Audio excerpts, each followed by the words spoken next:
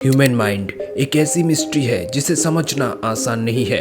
आप सोचते हो कि आप समझ सकते हो, पर सच बात तो यह है आप शायद ही खुद को भी पूरी तरह से समझते होंगे। और आप कब क्या काम कर डालो वो शायद ही आपको पता हो। आप में से काफी लोगों ने इस इंसिडेंट के बारे में सुने होंगे और बहुत जन ने नहीं।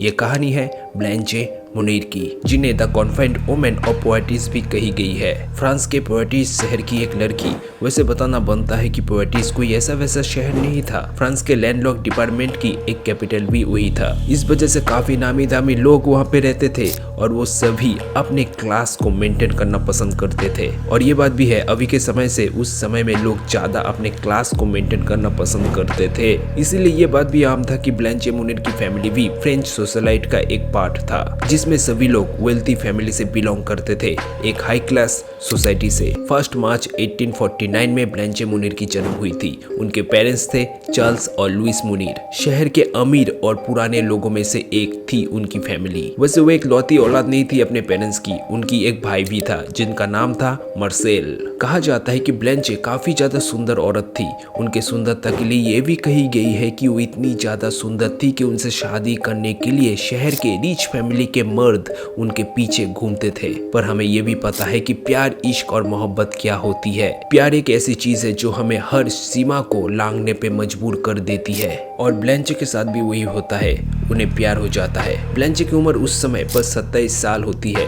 उन्हें शहर में एक लॉयर से प्यार हो जाता है जो उनसे थोड़ा बड़ा होता है, पर ब्लैंचे को उनसे इतनी ज्यादा प्यार हो जाती है कि वो ठीक कर लेती है कि वो शादी भी उनसे ही करेगी, जिनका नाम था विक्टर कैलमेल। अभी दोस्तों मैं यहाँ पे एक बात कहना जरूर चाहूंगा, अभी इसे लेके मैं आगे भी बात करूंगा, पर यहाँ पे ये बात कहना बनता है कि आगे ब्लैंचे के साथ जो भी होता है वो बस इसीलिए क्योंकि वो जिससे प्यार करती थी उससे ही शादी करना चाहती थी। और इतना सब कुछ उसके साथ हो रहा था, वो फिर भी अपने फैसले पे अड़ी रही, अपना फैसला नहीं बदली। काफी कम समय में ब्लैंचे और विक्टर एक दूसरे से प्यार करने लगते हैं, पर बात यहाँ पे था पैसा, नाम, इज्जत और रुतबे की। हमने काफी सारे मूवीज में देखे हैं कि जहाँ पे लड़का लड़की के घर वालों से गरीब होने के कारण लड़की के घर वाले लड़का को लड़की से दूर कर देता है, शादी करने नहीं देता है। यहाँ पर भी वैसा ही होता है। विक्टर लॉयर तो था, पर उस समय उसकी फैमिली ब्लैंचे के फैमिली से गरीब थे, मतलब काफी कम पैसे वाले थे।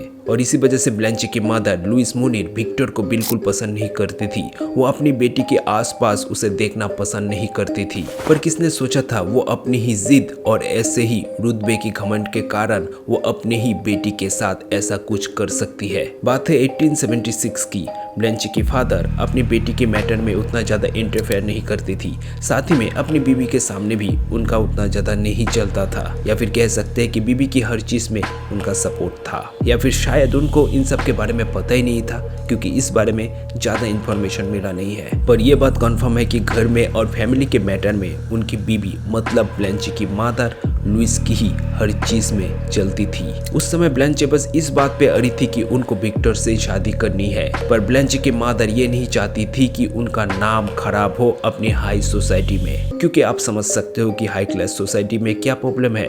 क्योंकि उन्हें लगता है कि वो अगर अपने क्लास से छोटे क्लास में शादी कर दे तो फिर उनका नाम हाई क्लास में खराब हो जाएगा। तो हाई क्लास सोसाइटी में अपना रुतबा बनाए रखने के लिए ब्लैंचे की मदर लुइस जैसे तैसे ब्लैंचे को रोकना चाहती थी, और इसलिए वो किसी भी हद तक जाने को राजी थी। और शायद इसीलिए वो ब्लैंचे को अपने ही घर में एक अंधेरे कमरे में बंद कर देती है। अभी ऐसा नहीं है कि बस उसकी मदर लुइस इसमें अकेली शामिल थी, उसकी ब्रदर मार्सेल को भी सब कुछ पता था। और घर की अगर एक बेटी गायब हो तो फिर उसके बारे में फैमिली में सबको तो पता हो गई, ये बात नॉर्मल है। पर वो लोग बाहर ऐसा दिखाता रहा कि ब्लैंचे कहीं पे चली गई है, जिसके बारे में उनको पता नहीं है। और ब्लैंचे की किसी भी दोस्त को भी इसके बारे में पता लगने नहीं दिया गया। और ब्लैंचे जिससे प्यार करती थी विक्टर, उसकी भी अचानक से रहस्यमय तरीके से मौत हो जाता है। और ये बात है 1885 की। सच में सोचने से तो ऐसा पता चलता है कि ये बात काफी ज्यादा रहस्यमय है, क्योंकि हम सबको पता है कोई अगर किसी से सच्चा प्यार करता हो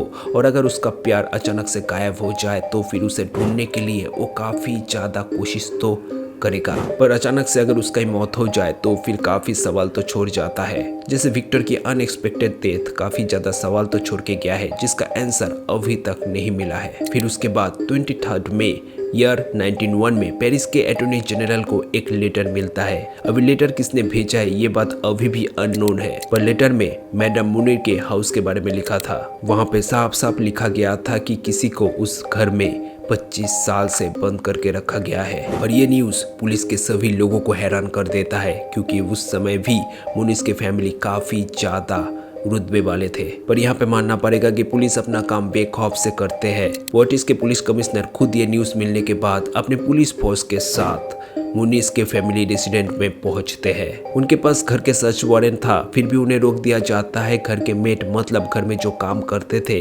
उनके द्वारा। उन्हें कहा जाता है कि घर में सर्च करने से पहले, घर की तलाशी लेने से पहले उन्हें मैडम लुइस मुनीर की परमिशन लेनी पड़ेगी, जिनकी उम्र उस समय 75 ईयर्स था और वो काफ़ी ज़्यादा बीमार थी उस समय, जो बेड में रेस्ट में थी। और उन्हें साफ साफ कहा जाता है कि वो उन्हें डिस्टर्ब नहीं कर सकता है। इसी वजह से पुलिस ऑफिसर सब उनके बेटे मार्सेल के पास जाते हैं। मार्सेल जो ब्लांचे का ब्रदर था और उसका उम्र उस समय 53 ईयर्स जैसे ही था। वो अपने फैमिली रेसिडेंस से थोड़ा आगे में अपने दूसरे घर में रहते थे। तो पुलिस ऑफिसर सब उनके पास जाते हैं ताकि घर की तलाशी लिया जा सके, पर वहां पर भी उन्हें रोक दिया जाता है क्योंकि मार्सेल खुद ही डॉक्टरेट थे लॉ के ऊपर। साथ ही में गवर्नमेंट के अंदर वो एक ऊंचे पोस्ट में काम भी करते थे। तो पुलिस ऑफिसर उन्हें कहते हैं कि उनके पास पक्का प्रूफ है कि घर के अंदर किसी औरत को बंदी बना के रखी गई है। साथ ही में पुलिस के पास वारंट भी था, सर्च वारंट। इसी वजह से पुलिस अपना काम तो शुरू कर देता है। पहले चेक किया जाता है ग्राउंड फ्लोर में, वहाँ पे कुछ नहीं मिलता है। उसके बाद उसके ऊपर वाला फ्लोर में भी चेक किया जाता है, जहाँ पे बहुत ढूंढने के बाद भी कुछ नहीं मिलता है।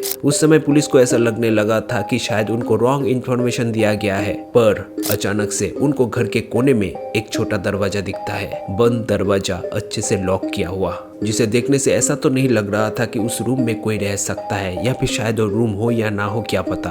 पर इतने बड़े घर में एक छोटा सा दरवाजा काफी सारा सवाल पैदा तो कर रहा था। तो पुलिस मार्सेल को दरवाजा खोलने को कहता है, पर मार्सेल इस बार भी मना कर देता है। जैसे तैसे बहाना बनाने लगता है कि वो दरवाजा खोल नहीं सकता है। उस समय पुलिस उनको धमकी देता है कि अगर वो दरवाजा ना खोलता है तो फिर कोर्ट से स्पेशल ऑर्डर लाना पड़ेगा और दरवाजा तोड़ के वो लोग अंदर जाएंगे। और उसके बाद पुलिस के प्रेशर की वजह से मार्सेल को दरवाजा खोलना पड़ा। और दरवाजा खोलने के बाद अंदर जो सबने देखा वो हैरान तो सबको कर देता है, पर साथ ही में भयंकर भी था। रूम के अंदर पूरी तरह से अंधेरा था, कुछ भी अच्छे से दिखाई नहीं दे रहा था और एक बदबू जिसमें सांस लेने में भी तकलीफ हो रहा था। और फिर पुलिस ने देखा अंधेरे रूम के आखिर में एक छोटे से बेड के ऊपर, एक पुराने मैट्रेस के ऊपर एक औरत लगभग नंगी हालत में लेटी हुई है, जिनकी शरीर काफी कमजोर थी, एकदम बहुत ही दुबली हालत में वो थी।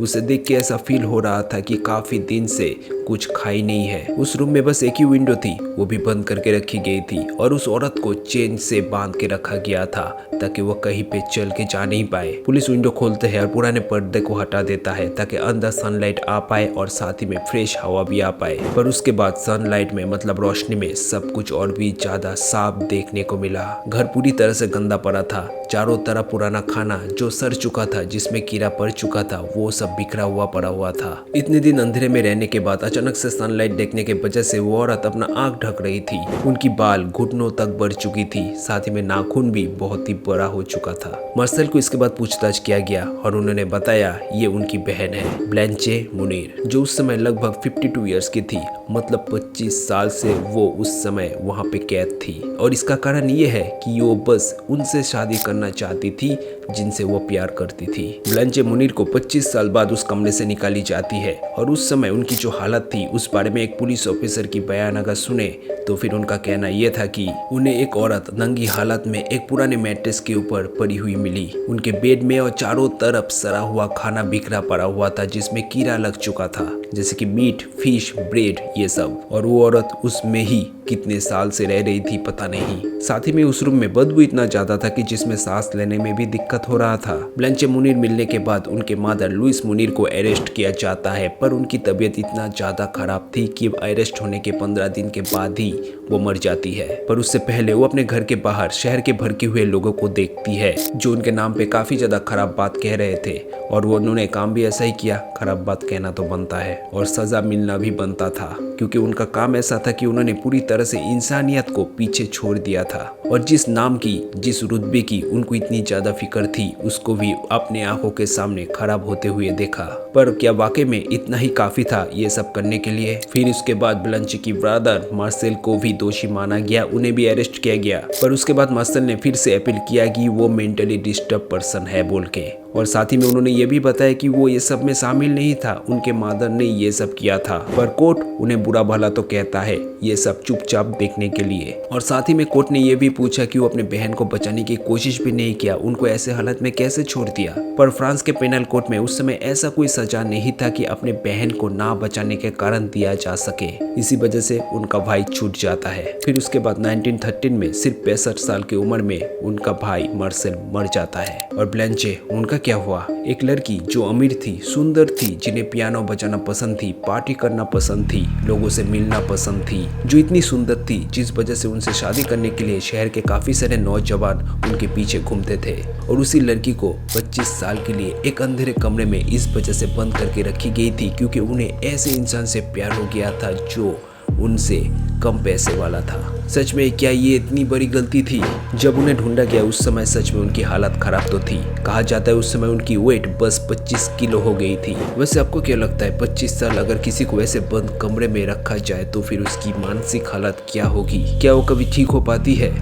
ऐसा लगता नहीं है, क्योंकि काफी सारी मानसिक परेशानी से वो जूझती रहती है। इसी वजह से ब्लैंचे को मेंटल हॉस्पिटल में भी डाला गया। बहुत दिन उनका ट्रीटमेंट किया गया पर वो ठीक हो नहीं पाई, क्योंकि 25 साल अगर किसी को ऐसे रखा जाए तो फिर उनका ठीक होना आसान नहीं है। और फिर 13 अक्टूबर 1913 में उनकी मौत हो जाती है। तो दोस्तों अभी आप सोच के देखिए, क्या वाकई में स्टेटस मेंटेन करना इतना ज्यादा जरूरी है? हाई क्लास के लोग, लो क्लास के लोग, क्या वाकई में इतना ज्यादा मैटर करता है?